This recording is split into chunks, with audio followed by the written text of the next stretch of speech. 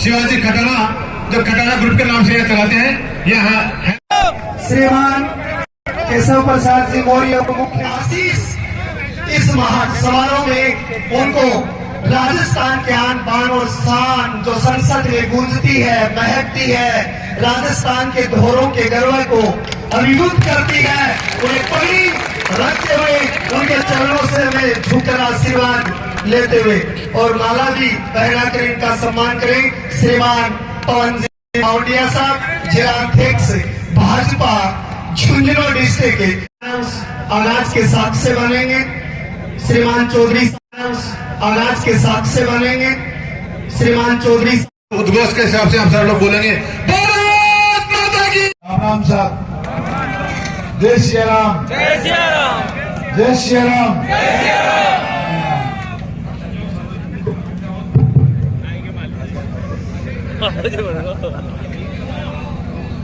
आज की इस चुनावी सभा में आपने साथ मंच पर विराजा है कि देश में बाबा साहब के बाद में कानून की रखवाली करवाला और कानून बनावाला कानून मंत्री और मेरा बड़ा भाई आदरणीय अर्जुन राम जी मेघवाल साहब कि देश में डबल इंजन की सरकार चला पड़ा। उत्तर प्रदेश का यहाँ का यशस्वी उप मुख्यमंत्री जिसका कि किसान समुदाय को मात्र उत्तर प्रदेश में नहीं राजस्थान में भी चिंता कर रहे हैं। यहाँ का उप मुख्यमंत्री मेरा भाई केशव प्रसाद जी मौर्य साहब, ये मंच पर अनेक विभूति बिरादरी है। हमारा जिलाध्यक्ष जी मेरा छोटा भाई पवन माउंडिया जी, अठा के पूर्व नगर पालिका के चेयरमैन कोमल शेरावत जी, आपने पंचायत समिति के प्रधान मेरी छोटी बहन माया गुजर जी, उप प्रधान मेरी छोटी बहन लोकेश कंवर जी, ग्राम पंचायत सराय की सरपंच मेरी छोटी बहन किरण मीणा जी, आज हाल ही में आज ही ठीक है। बोले भारत माता की। ये इधर कोई ठीक है, बोलना ही ना जाऊं। अब ठीक है क्या भाई जी? जयराम जी की तभी तो ठीक है क्या? हमारे साथ आज केशव प्रसाद जी मौर्य आया है। ये उत्तर प्रदेश बहुत बड़ा प्रदेश है, 25 करोड़ जनसंख्या वाला प्रदेश है, उसके उप मुख्यमंत्री है। जोरदार ताली बजा के केशव प्रसाद मौर्य जी का।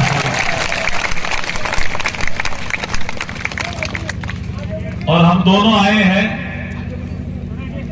शुभकरण जी चौधरी, भारतीय जनता पार्टी के उदयपुर वाटी विधानसभा से प्रत्याशी हैं। उनके समर्थन में उनको जिताने की अपील करने, इसलिए शुभकरण जी के लिए भी जोरदार ताली बजाओ। और बाकी पवन जी, हमारे जिलाध्यक्ष विजेंद्र जी, वीरपाल जी, सम्मानित बाग पवन जी आगे ले लियो मैं नाम। पवन जी तुम्हारा साथी है पुराना। देखिए, कुछ 2-4 बातें ऐसी कहूंगा जिससे आपको लगेगा कि वाकई कांग्रेस का राज खराब था। 5 साल हो गए, लड़ते रहे सदन में भी और सड़क में। एक का नेतृत्व कर रहे थे अशोक गहलोत जी, कांग्रेस के 2 खेमे थे। दूसरे का कर रहे थे सचिन पायलट। जब 2 खेमे हो जाते हैं सरकार में तो सरकार काम नहीं कर सकती और जो सुशासन होता है वो गायब हो जाता है, विकास भी रुक जाता है। ऐसा ही रुका, जैसे रुक गया है कांग्रेस शासन में तो फिर क्या होता है? अत्याचार बढ़ जाता है। महिलाओं पे अत्याचार बढ़ा, दलितों पे अत्याचार बढ़ा, वीकर सेक्शन परेशान हुआ, पिछड़ा वर्ग परेशान हुआ। और उसके बाद जब ये झूठ बोल करके सरकार आ गई सत्ता में, तो 2 ऐसे वादे थे वो जनता के बीच में गई। लोगों ने पूछा कि आपने कहा था अशोक गहलोत जी कि अब 10 दिन में कर्जा माफ कर देंगे। राहुल गांधी जी कह के गए हैं संपूर्ण कर्जा नहीं माफ हुआ। आप सब किसानी क्षेत्र के लोग बैठे हैं, आप लोगों की केसीसी बिगड़ गई, खाते बिगड़ गए, परेशानी हुई, हमने आंदोलन चलाया। दूसरा विधा कि हम बेरोजगारों को भत्ता देंगे, वो नहीं दे पाए 3500 रुपए, तो हमने आंदोलन चलाया। तो इन्होंने क्या किया, किसानों की जमीनें जब नीलाम होने लगी तब इनको ध्यान आया कि कर्जा माफ नहीं, और फिर इन्होंने हमारी तरफ अंगुली करने की कोशिश की। तो हमने, बीजेपी ने सड़क पे आंदोलन चलाया, तब ये बिल लेके आए। पहले तो उन्होंने कहा बीजेपी झूठ बोल रही है, किसी भी किसान की जमीन नीलाम नहीं हो रही है। 20,000 किसानों की जमीन जब नीलाम होने लगी तो ये बिल लेके आए। ऐसी झूठी सरकार को रहने का हक है क्या? ऐसी झूठी सरकार को जिसने कहा हम 3500 रुपए भत्ता देंगे बेरोजगारों को, भत्ता तो दिया नहीं, और जो पेपर हुआ वो सारे पेपर लीक हो गए। ऐसी सरकार को रहने का हक है क्या? इसलिए हम आपके बीच में आए। तो हम क्या करेंगे? बीजेपी नरेंद्र मोदी जी के नेतृत्व में जहां जहां बीजेपी का शासन है, हम सुशासन देने का वादा करते हैं, हम विकास का वादा करते हैं। उदयपुरवाटी में सबसे बड़ा मुद्दा तो अभी सुखकरण जी बोल रहे थे, गुंडा गर्दी का है, उसको खत्म करने का भी हम वादा करते हैं। देखिए, हमने अभी संकल्प पत्र जारी किया। हमारे राष्ट्रीय अध्यक्ष जी जेपी नड्डा जी आए थे, आपने सबने देखा होगा। किसान सम्मान निधि जो 6,000 रुपए मोदी जी भेजते हैं आपके खाते में, बीजेपी की सरकार राजस्थान में बनने पर 6,000 राजस्थान की सरकार भी मिलाएगी और किसानों को 12,000 रुपए मिलेगा। ये सुशासन। कोई लड़की जन्मेगी गरीब परिवार में, SC/ST का वर्ग हो, OBC हो, EWS हो, तो उसको 2 लाख रुपए का बॉन्ड दिया जाएगा। जैसे वो 21 साल की होगी 2 लाख रुपए उसके खाते में मिलेंगे। ऐसा हम सुशासन देना चाहते हैं। PM आवास बहुत अच्छी योजना थी। PM आवास, मैं ये नहीं कहता कि कांग्रेस के जमाने में कोई मकान बनाने की योजना नहीं थी। उसका नाम था इंदिरा आवास। आपने देखा होगा, एक ग्राम पंचायत में 2 या 3 टारगेट आते थे, और पहले 25,000 फिर 47,000 रुपए मिले थे, 7,000 रुपए करते थे वो, 43,000, 7,000 पर्यावरण। लेकिन 3 किस्त है, और किसी सरपंच को अगर इस इंदिरा आवास वाले ने वोट नहीं दिया तो उसकी किस्त भी रुक जाती थी और बिना छत का ही वो मकान पड़ा रहता था। ऐसे पीरियड में जब मोदी जी आए, उन्होंने कहा ये कच्चे मकान पक्के कब होंगे, तो उन्होंने PM आवास की योजना बनाई। राशि कितनी? 43,000 मिलती थी कांग्रेस के जमाने में। टारगेट एक ग्राम पंचायत में 2 या 3। जब मोदी जी आए, PM आवास आई, एक ग्राम पंचायत में 200 टारगेट, 300 टारगेट, 400 टारगेट हो गए, और राशि भी 1.5 लाख होगी। हुई नहीं हुई बताओ? और लेकिन जैसे अशोक गहलोत आए, PM आवास में ब्रेक लगा दिया। हमने हमारे संकल्प पत्र में वादा किया है कि PM आवास तो चलेगा, हम CM आवास भी लेके आएंगे। जो भी व्यक्ति घुमंतु हो, BPL में नाम नहीं हो, कच्चा जिसका घर हो, हम एक स्वामित्व योजना लेके आए। यूपी में अच्छी तरह से चल रही है, केशव प्रसाद जी मौर्य आपको बताएंगे। सामुत्य योजना में हम एक नक्शा खींचते हैं ऊपर से। किसी ग्राम सेवक की, किसी पटवारी की जरूरत नहीं है BPL में आने के लिए। ऊपर से नक्शा में फोटो लेंगे, नक्शा खींचेंगे, तो इसका कच्चा मकान, इसके आसपास ये मकान है, उस सारे कच्चे मकानों को CM आवास योजना में पक्का कर देंगे। ये हम वादा कर रहे हैं।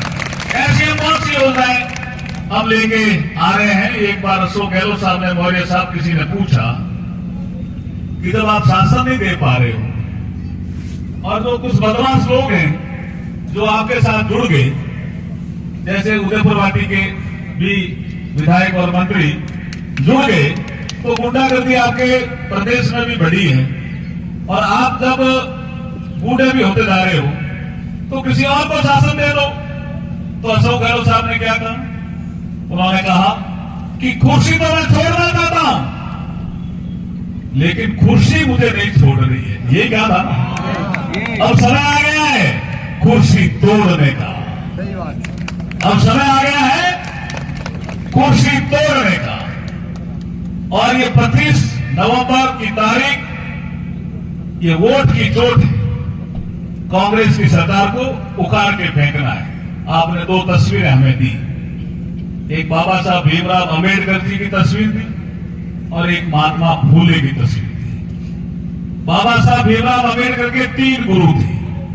कौन कौन थे आपको पता होना चाहिए। एक महात्मा बुद्ध, एक महात्मा फूले और एक कबीर। हेलो, मेरे साथ जोर से दोनों हाथ उठाकर मुष्टिका बांध करके जय श्री राम का नारा लगाना है और भारत माता की जय का नारा लगाना है। बोलिए भारत माता की जय, भारत माता की जय, जय श्री राम, जय श्री राम, जय श्री राम, जय श्री राम।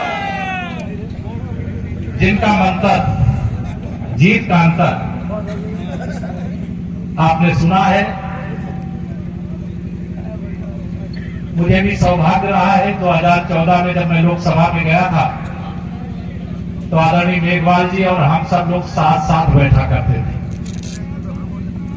और आज यह केवल राजस्थान के लिए गौरव का विषय नहीं है, बल्कि पूरे हिंदुस्तान के लिए गौरव का विषय है कि वह बाबा साहब भारत रत्न भीमराव अंबेडकर जी के बाद माननीय नरेंद्र मोदी जी के नेतृत्व वाली सरकार में अनुसूचित वर्ग से आने वाले आजाद भारत में कानून मंत्री के रूप में राजस्थान का गौरव बढ़ा रहे हैं, देश का गौरव बढ़ाने का काम कर रहे हैं। और आज मुझे उनके साथ ही यहाँ पर आने का मौका मिला है और बहुत मुझे अच्छा भी लगा है। जिनके समर्थन में यह विशाल जनसभा आयोजित है, जिनको आने वाली 25 तारीख को कमल के फूल की बटन दबा करके आपको बहुत बड़े अंतर से विजयी बनाने का काम करना है। ऐसे श्री सुखदेव चौधरी जी, आप जब उत्तर प्रदेश का विधानसभा चुनाव हो रहा था तो राजस्थान से आपको आगरा भेजा गया था, वहां 9 विधानसभा सीटें हैं। और मुझे ये बताते हुए खुशी है कि हम सभी 9 की 9 आगरा की विधानसभा सीटें जीते हुए हैं।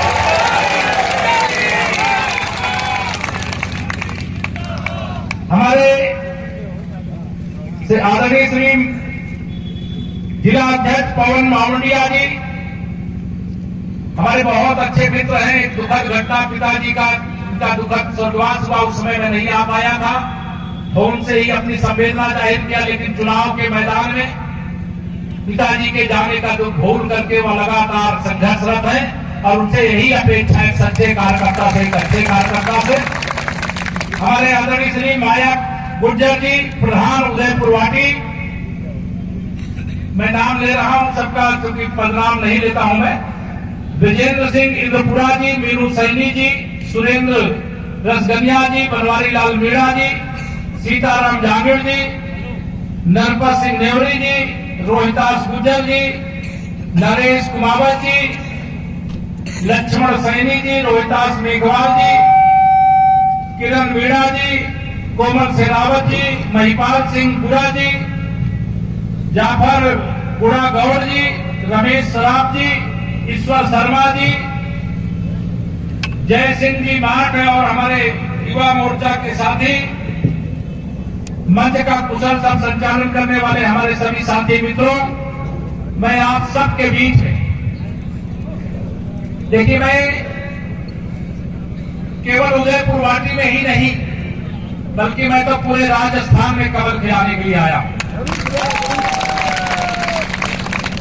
2023 का विधानसभा चुनाव यह सेमीफाइनल है लोकसभा का। राजस्थान के रग रग में भाजपा है, रग रग में मोदी है, रग रग में राष्ट्रभक्ति। मैं उसको प्रणाम भी करता हूं क्योंकि राजस्थान के गौरव गाथा को केवल राजस्थान नहीं बल्कि पूरा हिंदुस्तान पढ़ता है, सुनता है और बहुत कुछ सीखता। 2023 का विधानसभा चुनाव, इसके बाद 2024 का लोकसभा चुनाव, आप सबसे मैं सवाल करना चाहता हूं, बताइए 2024 में तीसरी बार मोदी सरकार कितने लोग चाहते? सभी लोग चाहते हो। अगर फाइनल जीतना है तो सेमीफाइनल भी जीतना है कि नहीं जीतना है?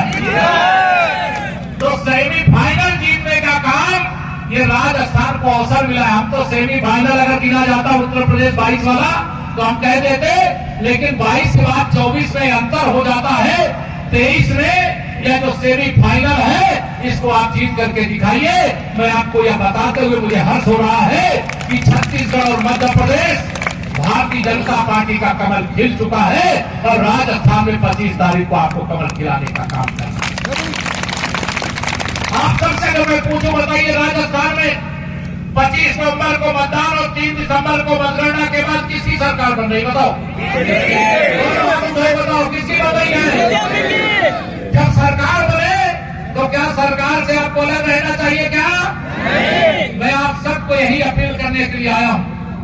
मैं लगातार राजस्थान की गुंडागर्दी, राजस्थान का भ्रष्टाचार, राजस्थान के अंदर ध्वस्त कानून व्यवस्था, राजस्थान बेटियों के साथ बलात्कार की घटनाएं, राजस्थान के अंदर चतुर्दिकपुरी अराजकता का वातावरण।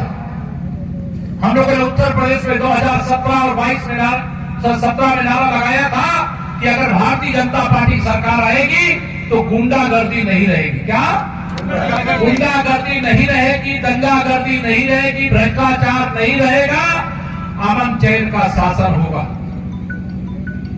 जेल के अंदर गुंडे, अपराधी, माफिया, दंगाई होंगे, इतना सख्त प्रशासन होगा, इतनी मजबूत सरकार होगी। और आप सबको आज यहां पर मैं यही कहने के लिए आया हूं। आप बताइए, उत्तर प्रदेश की मजबूत सरकार का संदेश राजस्थान में है कि नहीं? बताओ, ऐसी मजबूत सरकार राजस्थान में भी चाहिए कि नहीं चाहिए? उत्तर प्रदेश में डबल इंजन की सरकार से डबल रफ्तार नहीं, चौगुनी रफ्तार से हम विकास कर रहे हैं। अभी मैं सुन करके आश्चर्यचकित हो रहा था। हम उत्तर प्रदेश के अंदर 55 लाख से अधिक प्रधानमंत्री आवास दे चुके हैं अब तक। कितने? 55 लाख। लेकिन अगर राजस्थान में यहां की आबादी और यहां के लोगों की जरूरत के हिसाब से भारत सरकार की कोई योजना हो तो हिंदुस्तान के हर राज्य के हर नागरिक का अधिकार होता है। अगर यहां किसी दूसरे दल की सरकार होगी तो भारत सरकार की जो योजनाएं हैं उसका लाभ नहीं मिलना चाहिए क्या? आपके अधिकारों में डाका डालने का काम, बाहर डालने का काम, बैठक लगाने का काम कांग्रेस की यह जो गरीब विरोधी, किसान विरोधी सरकार है, जरूरतमंद जो लोग हैं उनकी जरूरतों को पूरा करने में पीछे हटने वाली सरकार है, दंगा करने वालों का संरक्षण करने वाली सरकार है, जमीनों पर कब्जा करने वालों की सरकार। कांग्रेस की सरकार के समय हमारे देश के जवानों का शीश काट करके देश के दुश्मन ले जाते थे, लेकिन जनता पार्टी, मैं आप सब लोगों के सामने आज देश की दृष्टि देखिए